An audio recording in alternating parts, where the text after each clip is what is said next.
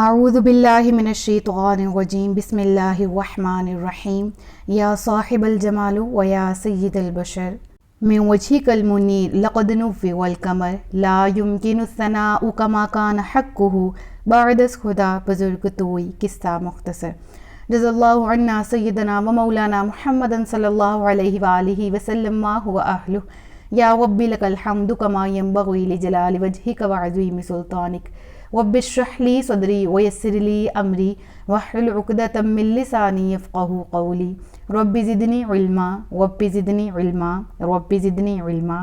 السلام علیکم ورحمۃ اللہ وبرکاتہ۔ میں حافظہ افرا جاوید اسلام آپ سب سے مخاطب ہوں۔ اپنے یوٹیوب چینل انفینٹ اسلام میں آپ سب کو خوش آمدید کہتی ہوں۔ امید کرتی ہوں آپ سب خیریت سے ہوں گے، زندگی پرسکون، پر اطمینان اور ایمان بالخیر گزر رہی ہوگی۔ وَلَوْ أَنَّنَا پارہ نمبر 8، آج اس کا لیکچر نمبر 2 ہے، جس میں سورۃ الانعام جاری ہے اور سورۃ الانعام کی آیت نمبر 121 تک ہم گزشتہ اسباق میں پڑھ چکے ہیں۔ آج کے سبق میں ہم آیت نمبر 122 سے باقاعدہ آغاز کر رہے ہیں، جس میں اللہ رب العزت ارشاد فرماتا ہے وَمَنْ كَانَ مَيْتًا فَأَحْيَيْنَاهُ وَجَعَلْنَا لَهُ نُورًا يَمْشِي بِهِ فِي النَّاسِ كَمَنْ مَثَلُهُ۔ مثال کس جیسی ہے؟ آیت ایک دفعہ مکمل پڑھ لیتے ہیں، پھر اس کے بعد ترجمہ اور تفسیر کی طرف چلتے ہیں۔ فِي الظُّلُمَاتِ لَيْسَ بِخَارِجٍ مِّنْهَا كَذَلِكَ زُيِّنَ لِلْكَافِرِينَ مَا كَانُوا يَعْمَلُونَ۔ تو ترجمہ پڑھتے ہیں۔ کیا وہ جو مردہ تھا پھر ہم نے اسے زندہ کر دیا اور ہم نے اس کے لیے ایک نور بنا دیا جس کے ساتھ وہ لوگوں میں چلتا ہے، کیا وہ اس جیسا ہو جائے گا جو اندھیروں میں پڑا ہوا ہے اور ان سے نکلنے والا بھی نہیں؟ یوں ہی کافروں کے لیے ان کے اعمال آراستہ کر دیے گئے۔ دیکھیں اس آیت میں کیا وہ جو مردہ تھا پھر ہم نے اسے زندہ کیا، یہاں مثال بیان کی جا رہی ہے۔ قرآن کریم میں بہت سی باتیں اللہ رب العالمین نے مثال کے طور پر ارشاد فرمائی، اور مثال بات کو بہتر طور پر سمجھانے کے لیے بیان کی جاتی ہے۔ بعض اوقات بات جو سیدھے طریقے سے بیان کی جاتی ہے، ہم عام طور پہ بھی جو استاد ہیں وہ بھی اس چیز کو سمجھتے ہیں، جو شاگرد ہیں وہ بھی اس چیز کو، کہ جو سمجھنے والے ہیں وہ کہتے ہیں کہ اگر اپنے استاد سے کوئی سوال کریں تو کہتے ہیں مثال دے کے سمجھا دیں تاکہ ہمیں بات صحیح سے سمجھ آ سکے۔ اور اسی طرح استاد جب کوئی بات سمجھاتا ہے تو پھر اس کے درمیان مثالیں دے دے کے اپنی بات کو واضح کرتا ہے۔ اب اللہ رب العالمین نے بات سمجھانی ہے، اور اللہ رب العالمین نے بات سمجھانے کا طریقہ اللہ کو تو کسی قسم کی، یعنی ایک استاد کی اگر بات کریں تو اس کو تو ضرورت ہے مثال کا سہارا لینے کی، اللہ رب العالمین کو تو مثال کا سہارا لینے کی ضرورت نہیں ہے، وہ تو بات کو مفصل بیان کرتا ہے۔ اور رب العالمین کی باتیں بلا شبہ لا تبدیل لکلمات اللہ لا مبدل لکلمات اللہ، ہم پڑھ کے آ چکے ہیں۔ تو مثال دینے کی ضرورت کیوں پیش آتی ہے رب العالمین کو؟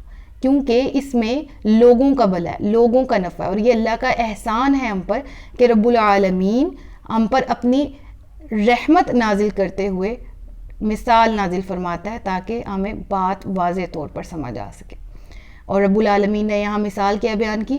وہ جو مردہ تھا پھر ہم نے زندہ کیا، یعنی عرب کی جہالت میں جب نبی پاک صلی اللہ علیہ وآلہ وسلم کا نور ابھی تک نہیں چمکا تھا، اب آپ نے اعلان نبوت نہیں کیا تھا، اور آپ اس دنیا میں جب ظاہری طور پر تشریف لائے، پیدا ہوئے بی بی آمنہ علیہ السلام کی، جب آپ کوکھ مبارک سے اس دنیا میں آپ نے جنم لیا، تو اس وقت سے لے کے اس سے پہلے دور کو جب دور فطرت تھا، اس کے بارے میں بھی ہم پڑھ کے آ چکے ہیں۔ حضرت عیسیٰ علیہ السلام کے آسمان پر اٹھائے جانے کے بعد سے نبی آخر الزمان حضرت محمد صلی اللہ علیہ وآلہ وسلم کے درمیان تک کا جو ڈیوریشن ہے، اس میں کفر، جہالت، تاریکیاں ایک حد درجے تک پہنچ چکی تھیں، لوگ کفر میں ڈوبے ہوئے تھے۔ تو اللہ نے مثال کس کی دی؟ تم مردہ تھے، تمہارے پاس دین نہیں تھا، تمہارے پاس انبیاء کا عشق نہیں تھا، تمہارے پاس اللہ کی معرفت نہیں تھی، تمہارے پاس اطاعت الہی نہیں تھی، تمہارے پاس جو گزشتہ کتابیں تو تھیں لیکن وہ تبدیل شدہ تھی، اپنی مرضی کے مطابق تم نے ان کو تبدیل کیا، رضائے الہی کے خلاف گئے۔ اب اس جہالت میں تم مبتلا تھے، تم مردہ تھے، پھر ہم نے تمہیں زندہ کیا۔ رب العالمین فرماتا ہے کہ وہ دور جب، یہ دیکھیں یہود و نصارہ میں سے کچھ لوگ ایسے بھی تھے جو ایمان لے کر آئے تھے، ان کی تعداد بہت کم ہے لیکن رب العالمین فرماتا ہے وہ جو کتاب کو مانتے اور حق کو پہچانتے وہ کبھی بھی اس کو قبول کرنے سے نہیں کسی بھی طرح کے تردد کا شکار ہوئے۔ حضرت عبداللہ بن سلام ہمارے سامنے ایک بہت عمدہ مثال ہے، جو ایک پائے درجے کے علماء میں سے تھے، اہل کتاب میں سے، لیکن نبی آخر الزمان پر ایمان لائے اور صحابیت کا درجہ اختیار کیا۔ تو رب فرماتا ہے کہ میں نے تمہیں اسلام جیسا دین عطا کیا، تمہیں ایمان عطا کیا، تمہیں زندگی دی۔ یہاں پر مراد ہے نا، پھر ہم نے اسے زندہ کر دیا۔ کیا وہ جو پہلے مردہ تھا پھر ہم نے اسے زندہ کر دیا، اور ہم نے اس کے لیے ایک نور بنایا، ہدایت کا نور، قرآن کا نور، دین کا نور، نبی آخر الزمان حضرت محمد صلی اللہ علیہ وآلہ وسلم کے وجود کا نور۔ رب فرماتا ہے جس کے ساتھ وہ لوگوں میں چلتا ہے۔ اس سے کیا مراد ہے؟ یعنی مثال تو دی گئی نا کہ جس طرح اندھیری رات ہے، اندھیری گلی ہے، اندھیرا رستہ ہے جس میں ایک چراغ اس کے پاس ہے، جس کی روشنی کی مدد سے وہ سفر کر رہا ہے، جس سے وہ چلنے میں مدد لیتا ہے، جس سے وہ زمانے میں جی رہا ہے، چل رہا ہے، گزر بسر کر رہا ہے۔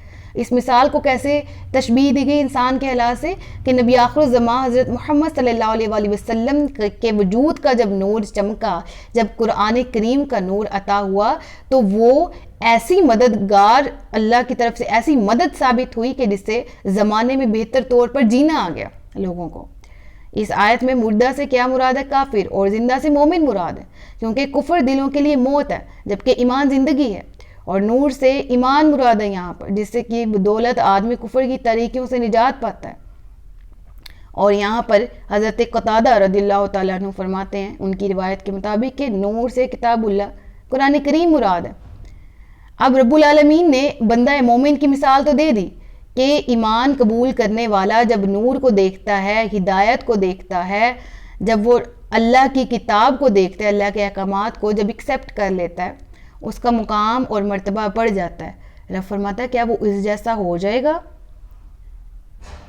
جو اندھیروں میں پڑا ہوا ہے اور وہ اس سے نکلنے والا بھی نہیں؟ یعنی مراد یہاں سے کفار ہیں جنہوں نے اپنے اناد، اپنے بغض کی وجہ سے ہدایت کو قبول نہیں کیا، جنہوں نے نبی آخر الزمان کو جھٹلایا، جنہوں نے کتاب کے تقدس کا خیال نہیں کیا، جنہوں نے بے حرمتی کی۔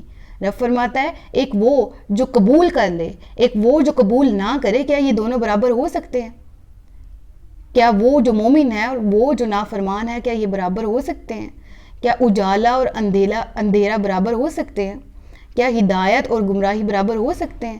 کبھی بھی نہیں۔ عقل مندوں کے لیے نشانی ہے۔ رب فرماتا ہے یوں ہی کافروں کے لیے ان کے اعمال آراستہ کر دیے گئے، یعنی شیطان ان کے اعمال کو آراستہ کر دیتا ہے، بہتر کر کے دکھاتا ہے ان کو کہ وہ گناہ کریں، وہ معیوب عمل کریں اور اس پر ڈٹ جائیں، اور یہ بھی سمجھیں کہ ہم نے کوئی برا عمل نہیں کیا۔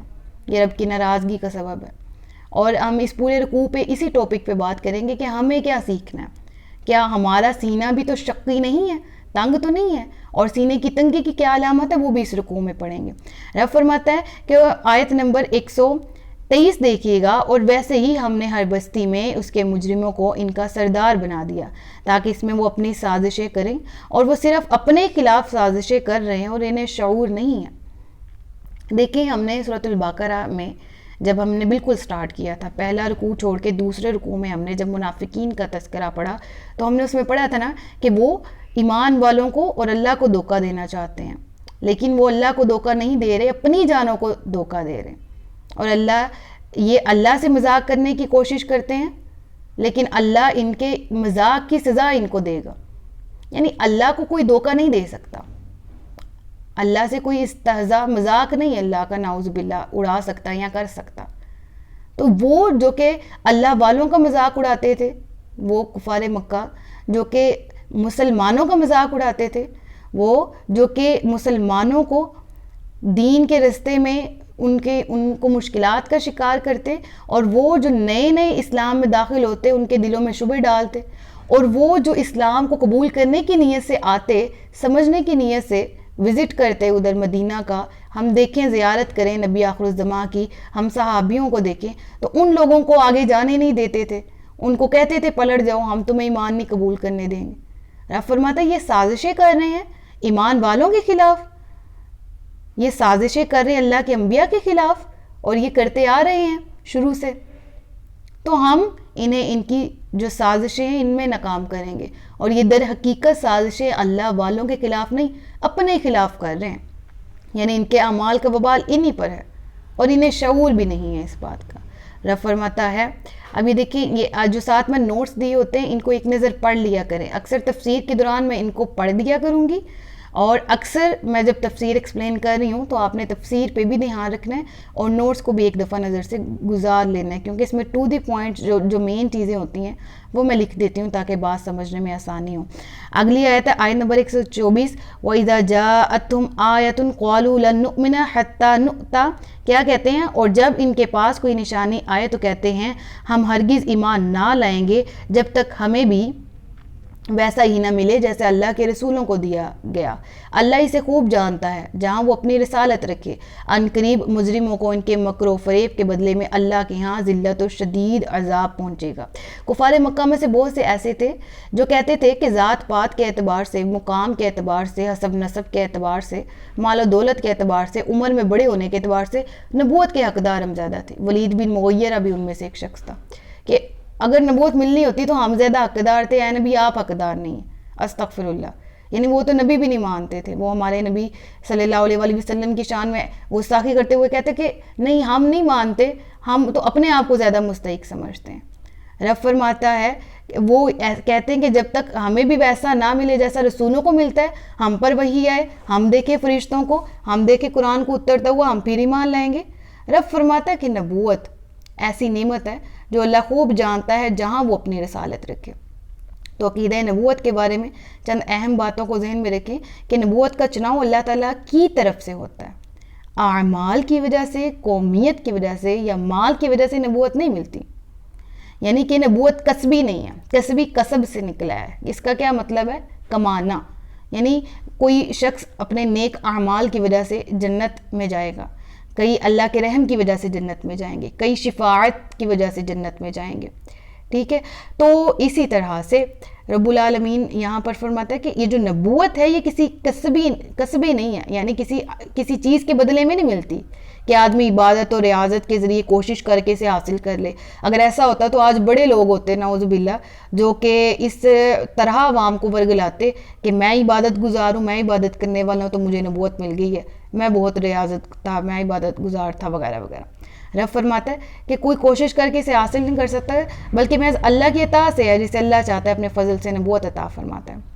اور جو شخص یہ عقیدہ رکھے کہ انبیاء جو ہے وہ معصوم نہیں ہوتے نعوذ باللہ، وہ گناہ کر سکتے ہیں، ان سے گناہ ہو سکتا ہے نعوذ باللہ، وہ یہ عقیدہ رکھنا بھی کفر ہے۔ جو انبیاء کی نبوت کے زوال کا عقیدہ رکھیں یہ عقیدہ بھی کفر ہے، یعنی جو رکھیں کہ ان سے نبوت چھین لی گئی یا چھین لی جاتی ہے یا چھین لی گئی فلاں دفعہ یا ان وغیرہ وغیرہ، اس طرح کا نعوذ باللہ کوئی بھی عقیدہ اپنی زبان سے نکالنا یا دل میں سمجھنا، یہ بھی سراسر جہالت ہے اور کفر ہے۔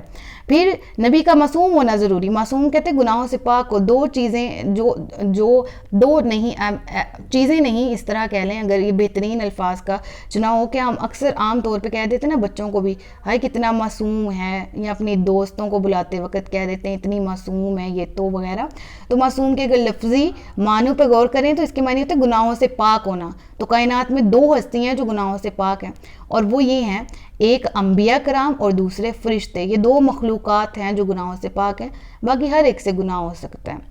ہاں جو نیک لوگ ہیں گناہ کرتے ہیں اللہ ان کو بھی معاف کر دیتا ہے اگر وہ توبہ کریں، اور جو گناہ گار ہیں اللہ ان کو بھی معاف کر دیتا ہے، جو کافر ہیں توبہ کرتے ہوئے اسلام میں داخل ہو جائیں اللہ ان کو بھی معاف کر دیتا ہے وغیرہ وغیرہ، ٹھیک ہے۔ تو نبی کا معصوم ہونا ضروری ہے، اور یہ عصمت نبی اور فرشتے کا خاصہ ہے، نبی اور فرشتہ کے سوا کوئی معصوم نہیں ہوتا، ٹھیک ہے۔ تو رب العالمین فرماتا ہے ان قریب مجرموں کو ان کے مکر و فریب کے بدلے میں اللہ کے ہاں ذلت اور شدید عذاب پہنچے گا، اور جسے اللہ ہدایت دینا چاہتا ہے تو اس کا سینہ اسلام کے لیے کھول دیتا ہے، جسے گمراہ کرنا چاہتا ہے تو اس کا سینہ تنگ، بہت ہی تنگ کر دیتا ہے، گویا کہ وہ زبردستی آسمان پر چڑھ رہا ہے۔ اسی طرح اللہ ایمان نہ لانے والوں پر عذاب مسلط کرتا ہے۔ دیکھیں وہاں ذکر ہوا پچھلی سلائیڈ میں جو آیت کا پچھلا حصہ گزرا کہ سینہ کھول دیتا ہے جس کا چاہتا ہے ہدایت کے لیے۔ تو سینہ کھلنے سے کیا مراد ہے؟ ہدایت کے لیے چن لیا جانا۔ لفظی معنی کیا ہوتا ہے؟ وسیع کرنا، کشادہ کرنا، روشن کرنا، یعنی اللہ رب العالمین بندے کے دل میں، بندے کے سینے میں ہدایت کی ایسی روشنی پیدا فرماتا ہے کہ اس کا ہر عمل اللہ کی رضا کے مطابق ہو جاتا ہے۔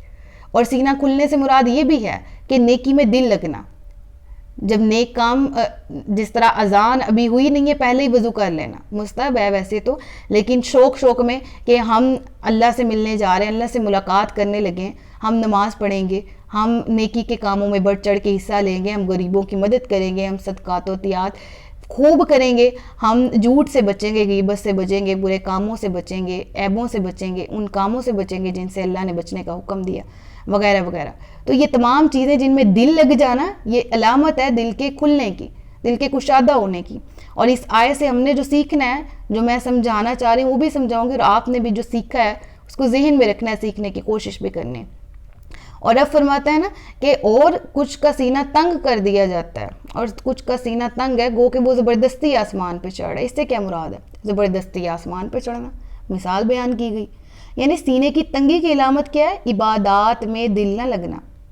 اگر وہ بندہ مسلمان ہے، ٹھیک ہے، تو وہ عبادات، اب وہ کہہ رہے ہیں نا طوعاً وکرہا، خوشی یا ناخوشی سے، مجبوری سے کرنا تو ہے ہی ہے۔ تو جو نماز پڑھ رہا ہے، روزہ رکھ رہا ہے، لیکن گو کہ وہ زبردستی آسمان پہ چڑھایا جا رہا ہے، چڑھ رہا ہے، وہ سینے کی تنگی کی علامت۔ یعنی اس سے معلوم ہوتا ہے کہ دینی کام بھاری معلوم ہونا، دنیاوی کام آسان محسوس ہونا۔ ہم جو ہیں وہ ڈگریز اپنی پوری زندگی لگا دیتے ہیں، لڑکیاں لڑکے اپنی زندگی اپنا فیوچر بنانے کے لیے، جو کہ غلط نہیں ہے، کرنا چاہیے۔ دنیا میں رہنا ہے تو دنیا کو بہتر بنانے کے لیے کاروبار کرنا چاہیے، پڑھنا چاہیے۔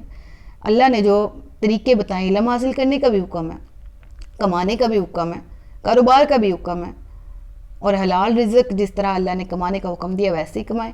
تو حکم تو ہے ہی، کرنا تو ہے ہی ہے، لیکن یہ کام آسان لگنا، دنیاوی کام آسان لگنا، پوری عمر دے دی، نرسری کلاس سے بالکل چھوٹے تھے، پلے میں تھے، کے جی میں تھے، پینسل پکڑنی نہیں آتی تھی، ماں نے اسکول چھوڑ دینا، بچے نے رونا، ماما کو بلا دو، لیکن ماں چھوڑ جاتی تھی، نہیں بھائی تعلیم ضروری ہے، ٹیچرز کو کینڈیز دے دینی کہ اس بچے کو دیں تاکہ اس کا دل لگے یہاں پر۔ ایسا ہوتا رہا ہے، ہر ایک کے ساتھ ہوتا ہے، میرے ساتھ بھی ہوتا رہا تھا، ٹھیک ہے۔ تو اس طرح دل لگا آہستہ آہستہ تعلیم میں، اور پھر ساری زندگی اب تک سٹل ہم پڑھ رہے ہیں، دنیاوی بھی اور دینی بھی الحمدللہ۔ تو لہٰذا جب دینی کاموں میں مشکل آئے، دینی کام مشکل لگیں، اور دینی کام کرتے وقت دل نہ لگے اس میں، تو یہ بھی سینے کی تنگی کی علامت ہے۔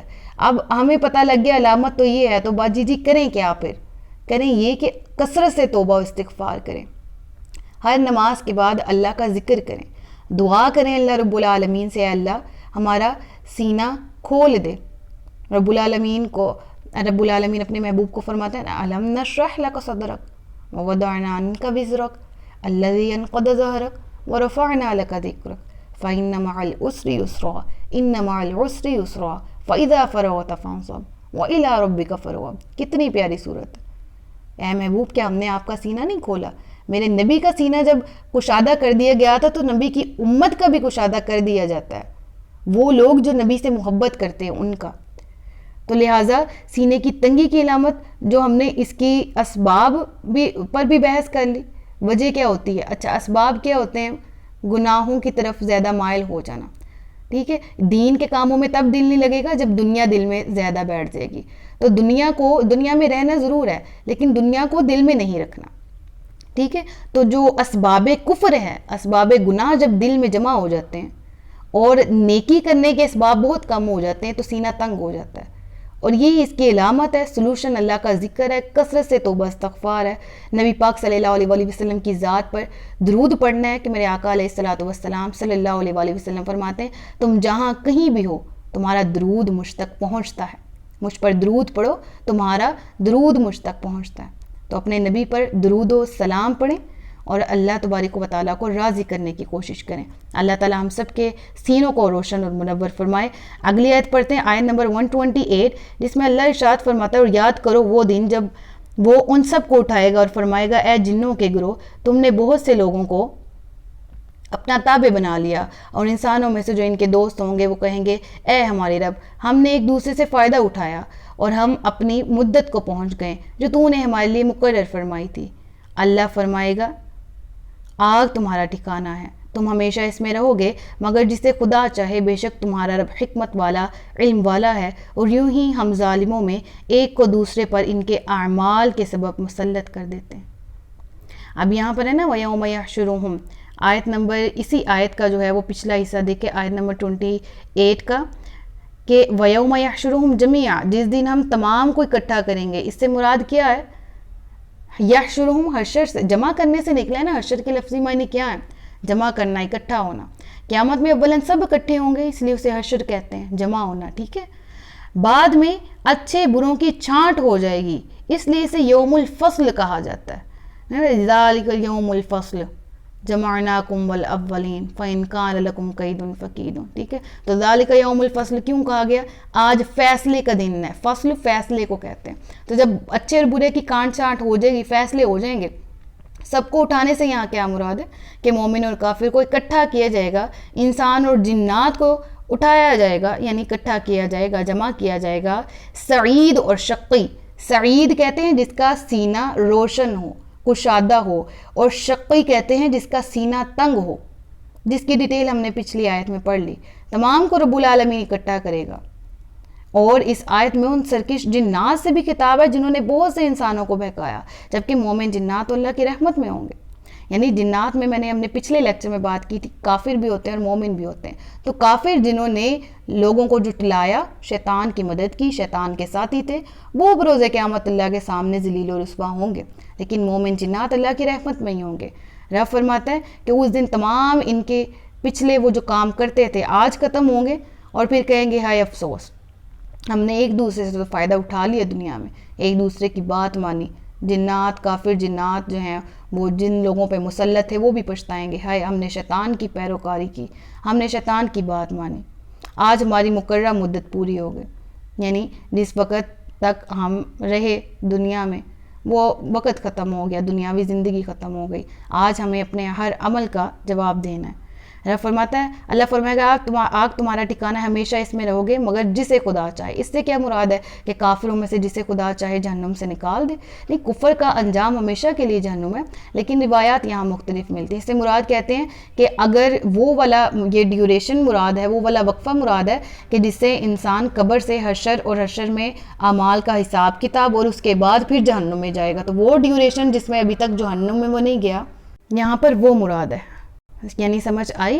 یعنی کہ دنیاوی زندگی دنیاوی اعتبار سے تو جی لی، اس کے بعد گئے قبر میں، اور اس کے بعد یعنی مر گئے، جس کی قبر نہیں بنی، درندے پرندے نے کھا لیا، باہر انجام ختم، اس کا برا ہوا. اور پھر اس کے بعد اس کا حساب کتاب روز قیامت، حشر میدان جب سب اکٹھے ہوں گے، پھر اعمال کا حساب کتاب، اس کے بعد جہنم میں جائیں گے. رب فرماتا ہے ہمیشہ جہنم میں رہیں گے. بے شک تمہارا رب حکمت والا ہے، علم والا ہے. یعنی حکمت کیا؟ اگر عذاب میں دیر ہے تو رب کی حکمت ہے کہ یہ لوگ توبہ کر لیں، پلٹ آئیں. اور آج اگر ہم لوگ اللہ کے نافرمان ہیں، ہمیں بھی توبہ کرنے کے لیے مہلت دی گئی ہے، ہمیں بھی اللہ کی بارگاہ میں توبہ کرنی چاہیے. یوں ہی ہم ظالموں کو ایک دوسرے پر ان کے اعمال کے سبب مسلط کر دیتے ہیں. ایک قوم ظالم ہے. اب یہاں ظالموں سے کیا مراد ہے؟ وہ لوگ جو خود اپنی جانوں پر ظلم کرنے والے، وہ بھی اس میں آ جاتے ہیں. اور وہ لوگ جو دوسروں پر، جیسے ایک ظالم بادشاہ وہ اپنی رعایا پر ظلم کرتا ہے، تو کیا ہوتا ہے؟ اس کا انجام بھی اچھا نہیں ہوتا. رب فرماتا ہے کہ جو ظالم ہے اس کا انجام بھی عبرتناک ہوتا ہے.